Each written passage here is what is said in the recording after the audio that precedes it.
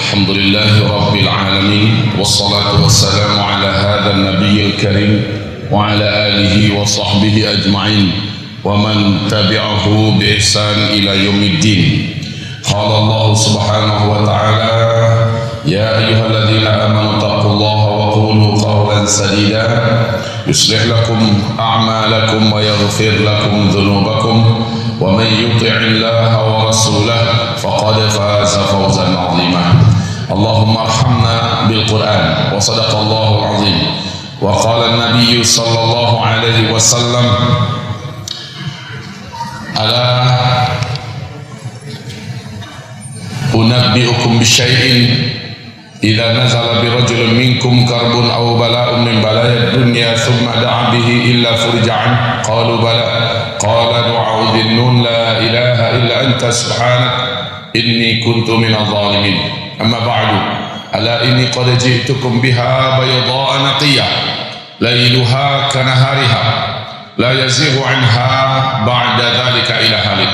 أما بعد ma'asyiral muslimin yang kami muliakan, marilah kita memuji kepada Allah Rabbuna Azza wa Jalla, dan kita bersyukur kepada Allah Subhanahu wa Ta'ala. Kita lafazkan kalimat berikut ini: Alhamdulillah bi ni'matihi tatimmus salihah. Kemudian kita menyampaikan salawat beserta salam kita untuk asyrafil anbiya wal mursalin Sayyidina Muhammadin sallallahu alaihi wasallam. Amma ba'du, ma'asyiral muslimin, hari ini kita akan membicarakan sebuah tema yang menakutkan, sebuah tema yang seluruh penguasa-penguasa pasti benci sekali dengan tema ini, baik itu penguasa muslim ataupun penguasa kafir, tentang masalah munafik.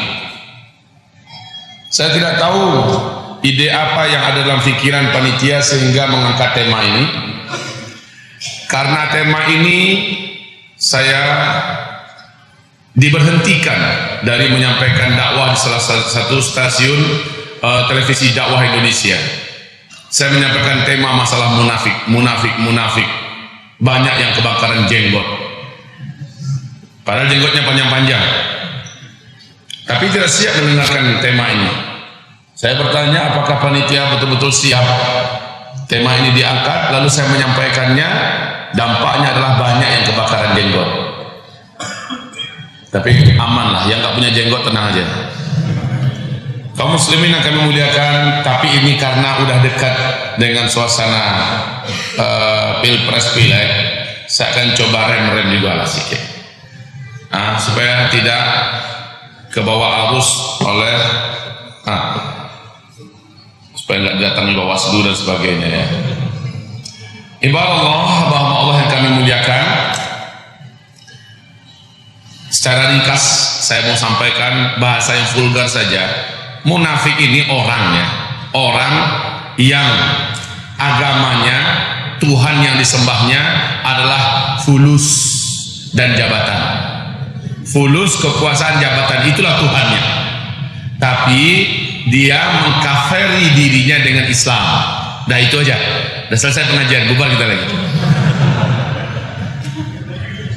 Selesai.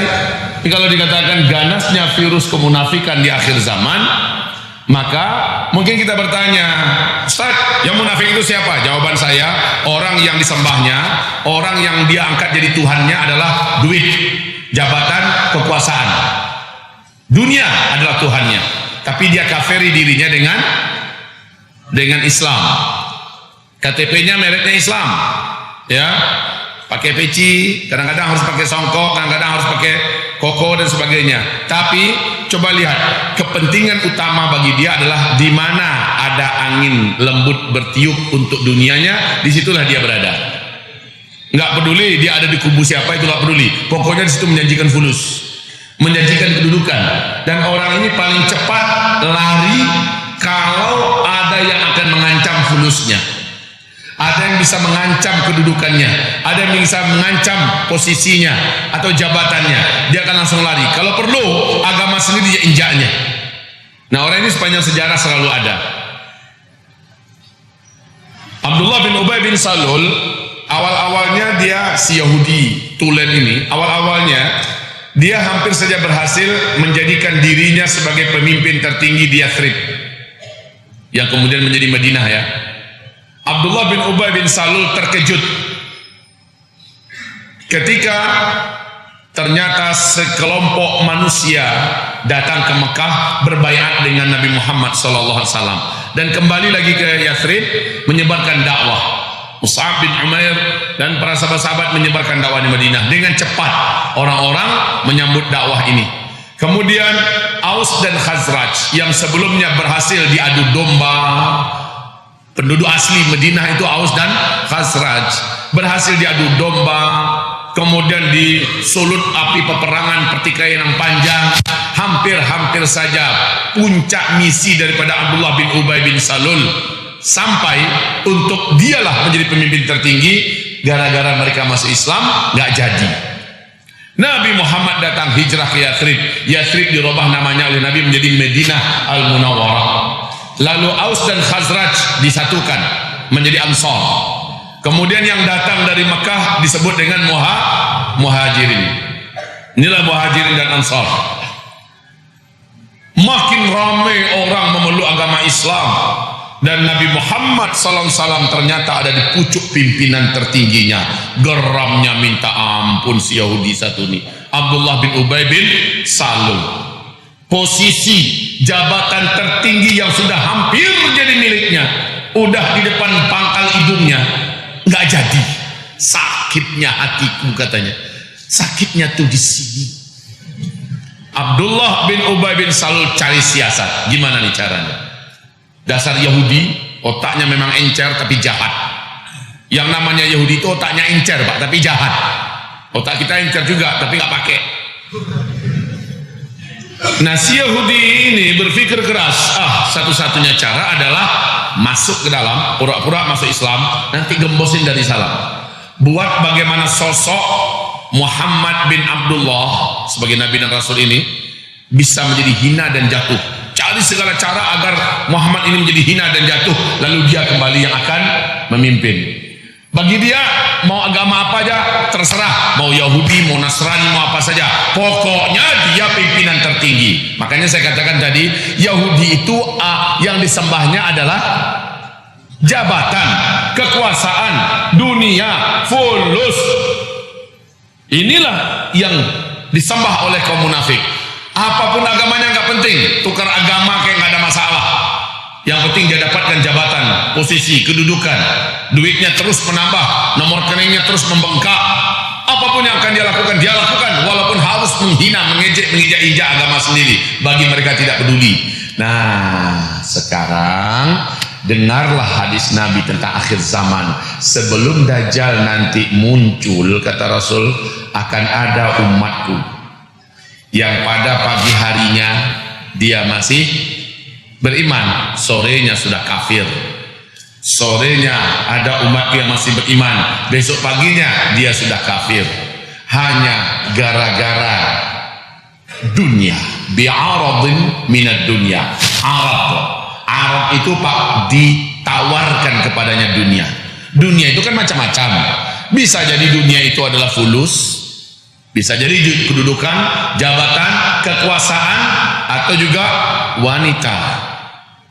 Bi'aradin minad dunya ba'udinahum bi'aradin minad dunya. Demi tawaran dunia dia jual agamanya, yang penting dia dapat. Maka ibarat Allah yang kami muliakan, orang seperti ini mereka adalah satu di antara 8 calon komunitas penyembah Dajjal. Silakan ulangi kembali, siapa 8 komunitas penyembah Dajjal itu? Saya sudah paparkan ini, saya sudah uraikan ini. Silakan ulangi kembali, sebut, ngacak juga boleh, Pak, harus tertib. 1, silakan. Lupa. 2, lupa juga. 3, sekali lagi lupa. Sampai 8 lupa sudahlah. Itu yang mana lagi yang kita ingat pengajiannya? Udahlah, saya ingatkan lagi. para calon penyembah dan pengikut-pengikut Dajjal. Ketika Dajjal itu nanti muncul, mereka sudah terkondisikan dulu di seluruh dunia. Satu, seluruh orang Yahudi. Dua, setan-setan bangsa jin. Tiga, seluruh ahli-ahli sihir, dukun-dukun, ahli-ahli magic, ilmu black magic.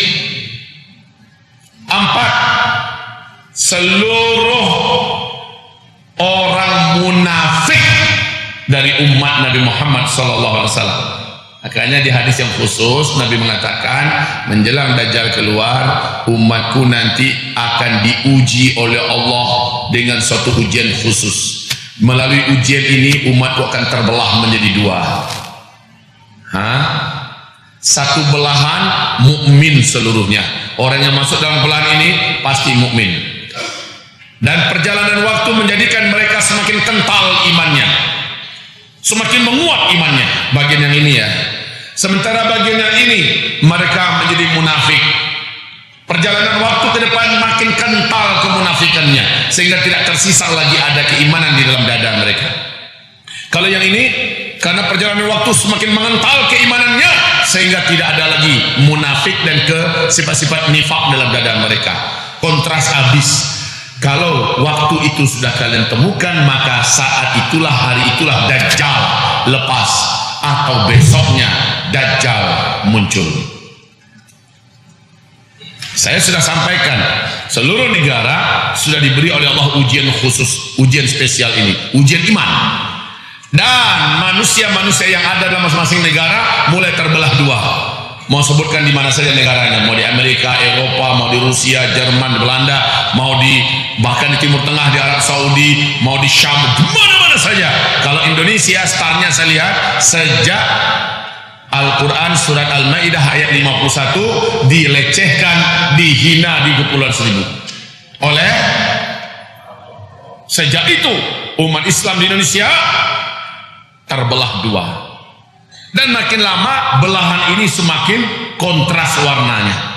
Kalau ini jelas nih, ini adalah kaum ashabus shimal, ashabul yamin. Yang ini adalah ashabus shimal. Wajah mereka gelap-gelap, kiblat mereka adalah kekuasaan, jabatan dan fulus. Di sini ada kiai-kiainya, ada ulama-ulamanya, ada partai-partainya, ada organisasi-organisasinya. Di sini juga sama, ada kiai-kiainya, ada ulama-ulamanya, ada ustadz-ustadznya, ada partai-partainya, ada organisasi-organisasinya. Ini munafik seluruhnya, ini mukmin seluruhnya. Tersinggung? Ada yang tersinggung? Saya kan nggak sebutkan nama apa, hanya sekedar gitu aja. Tapi udah paham semua, karena zaman sekarang semua orang udah cerdas. Alhamdulillah. Ibarat Allah yang kami muliakan. Jadi ini kelompok yang keempat yang akan menyembah Dajjal. Udah terwujud di seluruh dunia. Indonesia, Malaysia, Filipina, Thailand, semuanya saat ini sudah terwujud. Umat ini terbelah dua. Sekali lagi saya katakan, yang merasa tersinggung, yang merasa kena, berarti dia orangnya. Ibarat kada, Pak. Kada itu bahasa Indonesianya Kudis. Ya, kalau tersinggung sakit disenang kadam. Ya, Ustaz, kami itu singgung Ustaz, tapi kami insya Allah kami datang ngaji kemari bukan untuk memata-matai Ustaz, tapi kami betul-betul ingin mencari di mana letak penyakit diri kami. Kami ingin berubah Ustaz. Bagus. Tapi kalau orang munafik bukan gitu, mata-matain kerjanya. Di mata salik lidahnya Pak. Di mana tergelincir kata-katanya. Nanti akan lapor-laporan. Dia ngelapor dapat fulus, dapat jabatan. Ini orang munafik. Kalau dia yang kerjanya di sini begitu, maka dia munafiknya jelas. Lain nak dulu Ustaz. Alhamdulillah. Kita lanjut pada pengajian kita. Ibarat Allah yang kami muliakan. Orang-orang munafik ini, ya Allah, jijiknya Allah pada mereka Pak. Jijiknya. Apakah Bapak tahu, Ibu tahu, seluruh orang munafik ini Allah umumkan di dalam Al-Quranul Karim, mereka akan masuk neraka Jahannam lebih duluan daripada orang kafir. Mereka akan lebih duluan nyampe ke dasar neraka Jahannam, bukan orang kafir. kafir, Pak. Makanya Allah berfirman, innal munafiqina fid darkil asfal minan nar. Orang-orang munafik itu ada di dasar neraka jahanam yang paling bawah. Ini air, ini gelas,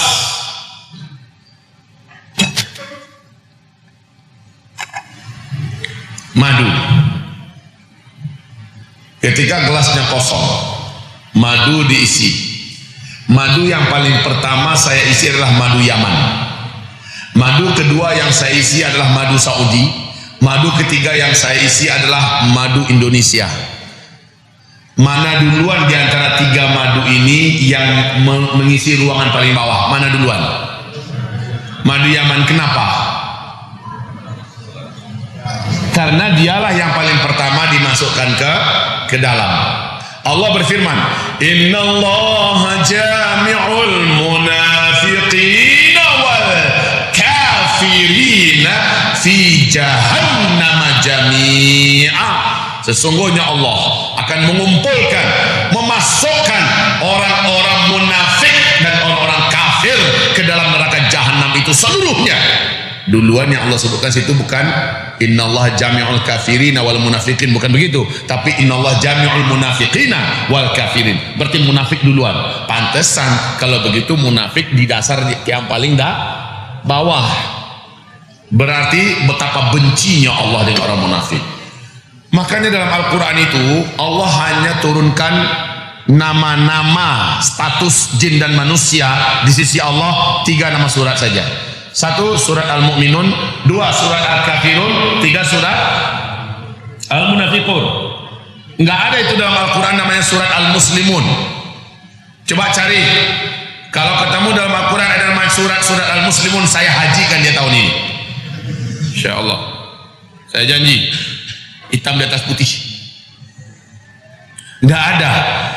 Umat Islam ini cuma terbagi 2, mukmin, munafik. Enggak ada yang lain. Apalagi di akhir zaman menjelang Dajjal keluar, mukmin, munafik. Mau tahu siapa orang mukmin, mau tahu siapa orang munafik? Gampang. Rasulullah SAW mengatakan orang munafik itu, lihat dalam masalah sholat mereka paling ketahuan itu. 1, sholatnya dalam Al-Quran, idza qamu ila sholati qamu kusala. Bila mereka bangun untuk sholat pasti malas-malasan. Orang munafik itu kalau mau sholat malas-malasan. Jadi mohon Bapak Ibu perhatikan kajian kita ini untuk diri. Jangan sasarkan kajian ini untuk orang lain.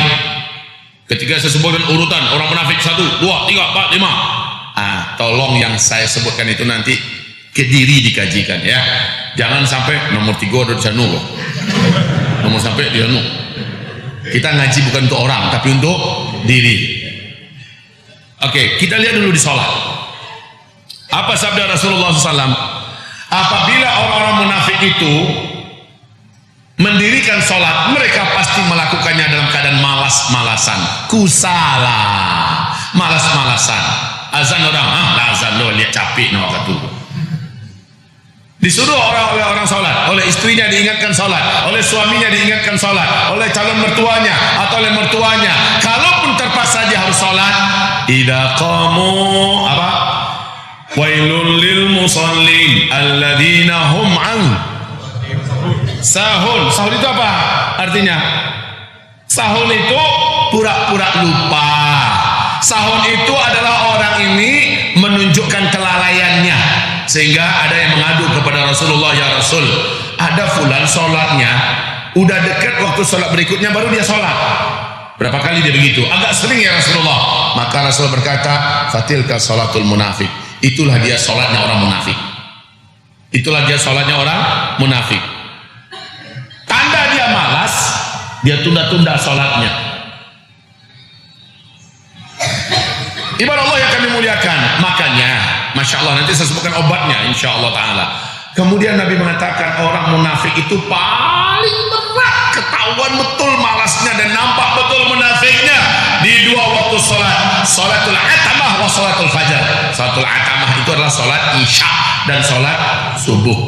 Dua sholat ini Rasul bersabda, kalau aku mulai meragui keimanan seseorang, aku mudah mencari tanda dia itu betul nggak berpenyakitan dadanya dengan penyakit, betul nggak hatinya rusak, betul nggak dia munafik. Aku tandakan dia di waktu isya dan subuh, aku incar, aku lihat. Bila tidak kutemukan dia isya berjamaah di masjid, subuh tidak kutemukan berjamaah di masjid, maka benarlah persangkaanku tentang dirinya. Begitu gampang bagi Rasulullah SAW. Di sholat dulu dilihat Pak, karena dalam Al-Quran Allah mengatakan sholatnya orang munafik itu malas, apalagi sholatnya itu berjamaah di masjid, ke masjid. Sehingga kontras Nabi mengatakan, idza ra'aita rajulan aktsara khutahu lil masajid fashhadu lahu bil iman. Kalau engkau menyaksikan ada orang yang langkahnya banyak menuju masjid, hayya 'alas shalah, ke masjid dia pergi Pak, enggak di rumah dia sholat. Hayya 'alas shalah, walaupun dia bawa motor, dia berhentikan motornya, diparkirkan di halaman masjid, dia berjemaah di masjid. Hayya 'alas shalah, walaupun dia ada meeting di kantor, dia katakan, maaf, ini meeting kita stop dulu, kita berjemaah. Kalau di kantornya itu ada masjid kantor, maka mereka berjamaah di sana. Jika tidak ada, dia akan cari tempat di mana bisa berjamaah. Ibarat Allah yang kami muliakan, ini ciri khas orang mukmin. Idza ra'aita rajulan aktsara khutahil masjid fashhadu lahu bil iman. Kalau ada orang laki-laki maksudnya nih, memperbanyak langkahnya ke masjid, bersaksilah kalian bahwa dia adalah orang beriman. Kalau orang munafik Pak masuk masjid kok, bacaan ikan dimasukkan ke tungku api. Taurilah taurilah. Hah? Nikolah ambo pakai baju kumah, sarawak kumah, banyak betul alasannya. Kumah kenapa? Ambo barusan olahraga. Paluh itu suci. Peluh dan keringat itu adalah suci. Bukan tanah tadi ya. Tanah itu juga suci. Bahkan perintah Rasulullah, sucikanlah pakaian kalian dengan tanah. Tadi ada luko tadi kalau ada mikmus ketek terjatuh di ronda ko serama darah Pak. Darah itu juga suci. Para mujahid sedang perang, masuk waktu sholat berdarah-darah Pak, tetap mereka melaksanakan sholat. Nggak ada alasan itu. Tapi orang munafik banyak betul. Iku bajumu kena ludah tadi, kena ludah. Ludah juga suci. Katakan saja saya munafik, sholat dulu. Begitu. Tapi mana ada orang munafik mau ngomong begitu? Nggak ada orang munafik mau mengatakan, minta maaf ya wahai mukmin, saya ini munafik, kamu duluan dah ke masjid. Sejujurnya begitu, seharusnya dia pakai ngomong begitu. Nanti di ujung nanti saya katakan ciri khas orang munafik itu, kata Ibnu Abi Mulaika, salah satunya orang munafik yakin dirinya bukan munafik. Itu loh masalahnya Pak. Orang munafik itu yakin dia bukan munafik. Makanya orang-orang yang sering muncul di TV-TV tapi kata-katanya banyak nyakitin kita, mereka sangat yakin mereka itu mukmin yang benar-benar imannya lurus. Yakin betul mereka. Sehingga kalau kita tegur dia, muncul pergi munafik kedua, tersinggung dia langsung. Ini ciri khas orang munafik tuh, tersinggung kalau ada yang menegurnya, menasehatinya, meluruskannya. Dia anggap kita orang syirik kepadanya, dia anggap kita lagi buruk sangka kepadanya dan seterusnya. Oke, kita kembali kepada sholat tadi. Ibadah Allah yang kami muliakan. Lalu Rasulullah sallallahu alaihi wasallam menyebutkan, apabila kalian bisa menjaga ini untuk mengobati. Mungkin Bapak mau bertanya, Ibu, Ustaz, kalau laki-laki ke masjid, wanita gimana? Silakan Bu, yang penting on time. Tidak boleh in time. Tak buang sedang masak. Matikan dulu kompor tuh, sholatlah dulu awal waktu, tepat waktu. Hayya 'alas shalah, hayya 'alal falah, kita sudah di atas sajadah, kita sholat. Kalau mau sholatnya di rumah, enak bagi ibu-ibu. Kalau ibu mau ke masjid, Nabi juga melarang kaum laki-laki, jangan dilarang ibu-ibu yang ingin berjamaah di masjid, biarkan mereka. Bapak ibu, khusus yang bapak-bapak, saya sudah sampaikan tadi, pastikan bahwa Bapak tidak mau menjadi orang munafik, apalagi ini akhir zaman. Tak lama lagi Dajjal akan disembah oleh banyak umat Nabi Muhammad SAW. Dan salah satu penyembah Dajjal yang pasti adalah munafik. Tadi baru saya sampaikan berapa pengikut Dajjal? 4. Baik, saya sempurnakan dulu. Yang kelima, seluruh para pencandu dan pencinta dosa besar dari umat Nabi Muhammad. Dia tahu zina haram, dia tahu berzina ini hukumnya dosa besar, tapi dia bergelumus tumus, bersitungkus lumus, berkebutun puntun dengan cewek-ceweknya. Dia tahu riba, haramnya riba, tapi dia masih pakai badak. Dia pakai muka badak, telinga pakai badak, dan dia tidak peduli. Dia terus mengembangkan investasinya, menambah lagi asetnya, mengembangkan usahanya dengan menambah lagi suntikan-suntikan dana dari lembaga-lembaga keuangan ribawi. Dan dia tidak peduli mau dosa mau apa. Ini orang dajjal keluar, dia akan menyembah dajjal. Dia tahu menyakiti orang tua tidak boleh, tapi semacam hobi pula bagi dia bisa buat orang tuanya nangis setiap sebentar. Dia tahu meninggalkan sholat dosa besar, dia yakini itu, tetapi dia masih merasa alun-alun panggilan dia tidak baale. Maka orang-orang yang bergelimang dengan dosa besar dan dia hobi melakukannya, maka dajjal keluar, dia akan menjadi penyembah dajjal. Yang keenam yang akan menjadi penyembah dajjal adalah kaum wanita. Kaum wanita. Kan itu kami kira-kira Ustaz.